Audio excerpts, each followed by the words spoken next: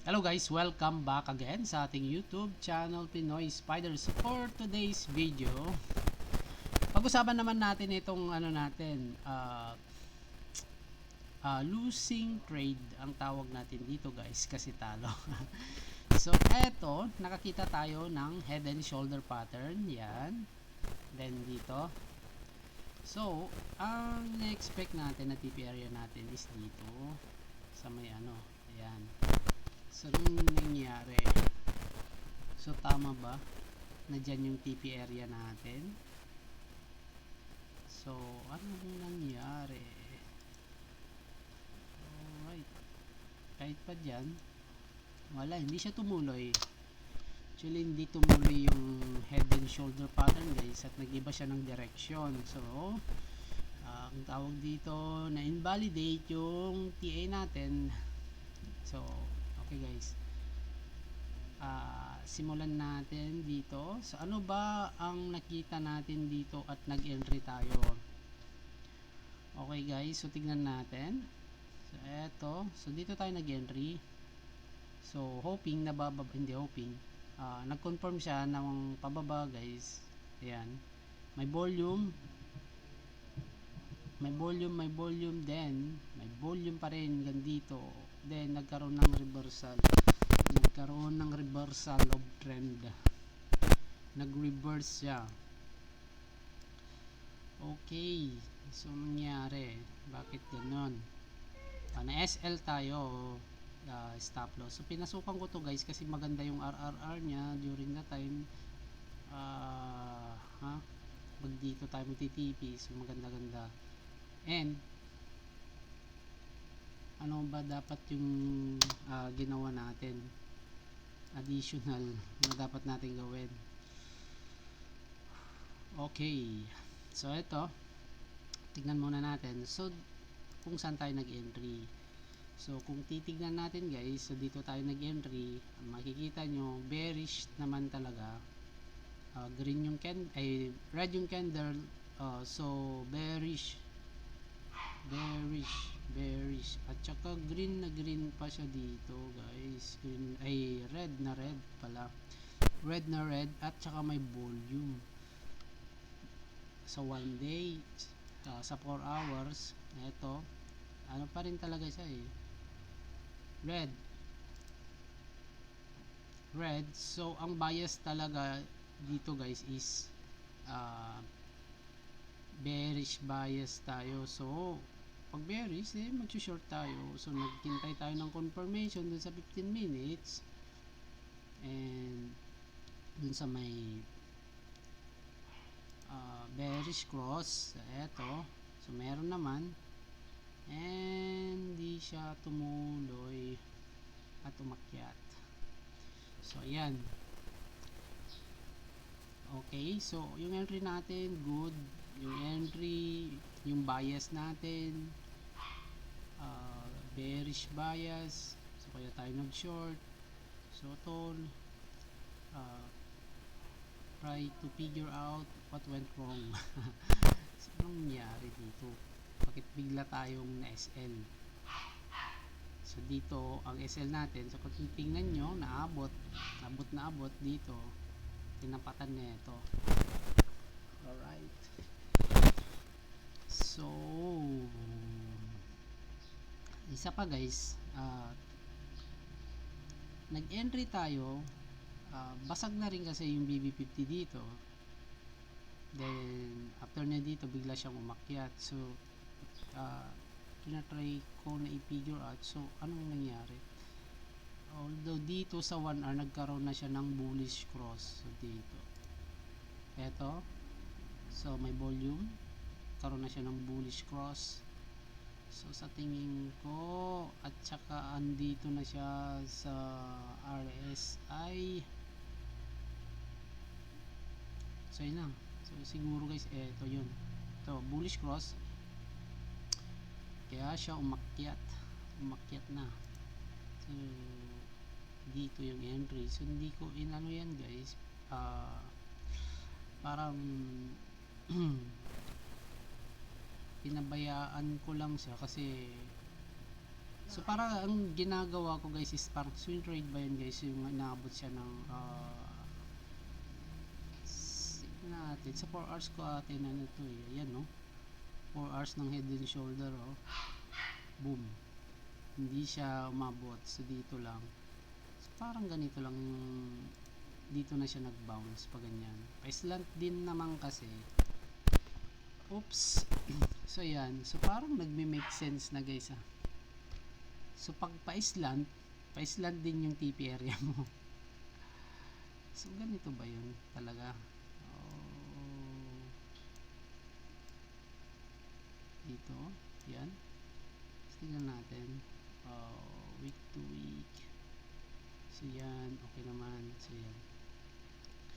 So ngayon, kung dito, alright, so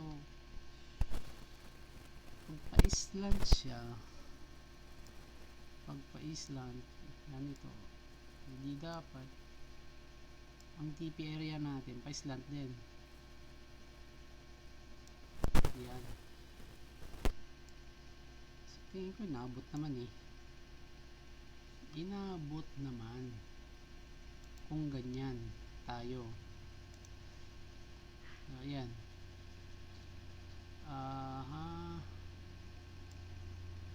Abahin pa natin. Ayan. Alright. Hindi eh. Kung titignan natin guys, bitin talaga. Bitin at bitin pa rin. Hindi siya umabot talaga. So pangit pa lang pag ganitong baseline. Pero kung titignan natin guys, BB50, yung ano natin, yung titignan natin, so wala ka lang tayo nakitang tignan natin kung may right hand or left hand. Wala. Sa 1 hour time frame, walang right hand, ay walang left hand. Walang left hand guys, pero merong right hand. Ito yun guys, so meron palang right hand dito. So sa tingin ko ito yung na-miss natin, nagkaroon ng right hand siya guys dito. So dito makikita nyo dapat pa ganito yan eh, pababa yan. Hindi sila nag-agree dito sa part na to, ganun naman siya, so dapat pababa din. So ito yung tinatawag na right hand. So yun yung ano, so nakita ko na kung anong nangyari. So nagkaroon siya ng right hand dito, at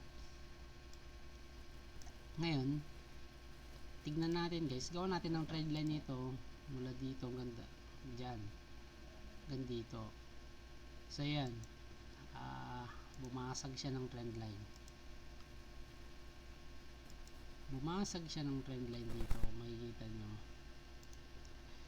bakit siya tumaas. So ito, nakita na natin kung saan tayo nagkamali. Ayan guys, so eto, so dapat hindi atat ako pang ano guys, yung sa swing trade medyo, so dapat tinitignan din natin itong trade natin guys. So kasi nung ano wala pa to eh, so gumawa siya ng right hand, eto. So yung right hand guys, pag bumasag ng trend line, eto, so magkaroon tayong trend line 1, 2, 3, bumasag siyang ganyan, nagkaroon siya ng trend reversal, nag-reverse yung trend from bearish, nag-bullish siya dito. So tingnan natin kung nag-bullish dyan, long.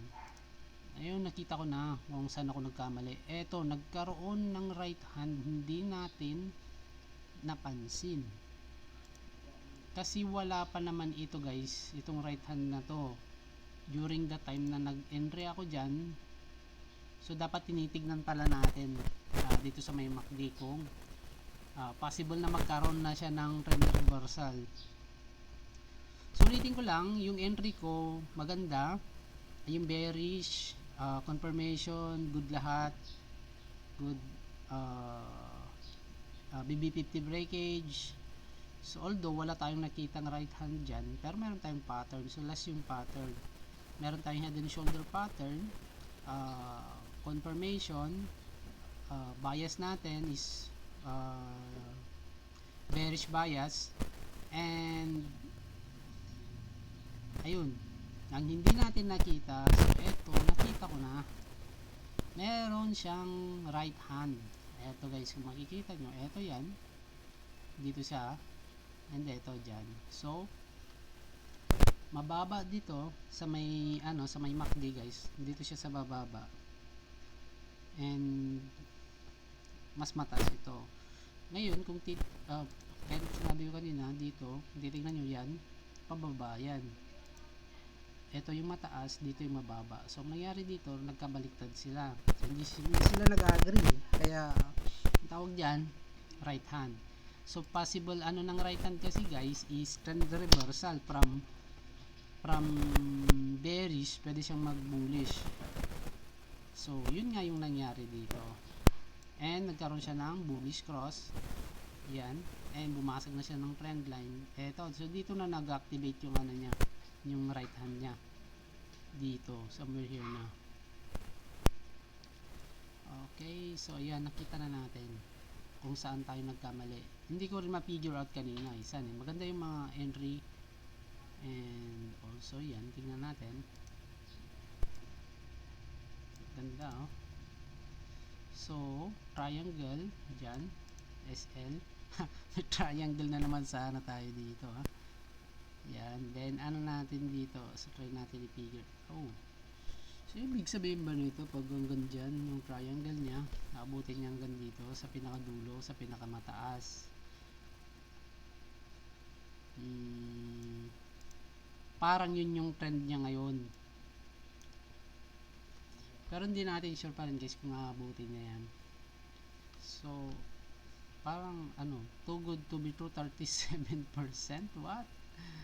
Hanggang dito, kung nabot niya yan, parang too good to be true guys, para sa akin. So ayun, nakita na natin. So nagkaroon pa ng triangle dito, bullish triangle. Yan, nagkaroon ng bullish triangle sa loob ng head and shoulder. So ayan, so gumawa pa siya ulit ng ibang pattern. So yun, sinong nag-activate sa kanila, nag-activate naman dito yung anong tawag dito, yung head and shoulder, although hindi siya tumuloy kasi nga nagkaroon ng right hand. So ito yung reason natin bakit hindi siya tumuloy, nagkaroon ng right hand dito. So dito yung entry natin, so good pa naman yan, and nagkaroon ng right hand dito. So dapat dito nag-exit na tayo. Kung nakita natin nagkaroon na siya ng right hand na bullish cross na dito, so dapat nag-exit na tayo dito guys. So kaya dapat inaano natin yung mga trade natin, binabantayan natin. So ito yung lesson learned ko dito. Nagkaroon ng right hand, yun lang, right hand, kaya siya nagkaroon ng trend reversal, pataas na. Alright, so thanks for watching. So ito yung journal natin guys, dito sa trade natin, losing trade journal natin. So nagkaroon ng right hand, reverse yung trend, then doon tayo nadali. So yan, dadali tayo doon. So dapat tinitingnan nyo guys, pag nagte-trade kayo, titingnan nyo kung biglang nagkaroon na ng right hand. So possible, meron tayong pattern, possible na hindi siya tumuloy kasi nga dahil dun sa right hand, nag-activate siya dito, bumasag siya ng trend line. So ayan, umakyat na nga. Okay, so thanks for watching. See you again sa next video natin. Bye bye.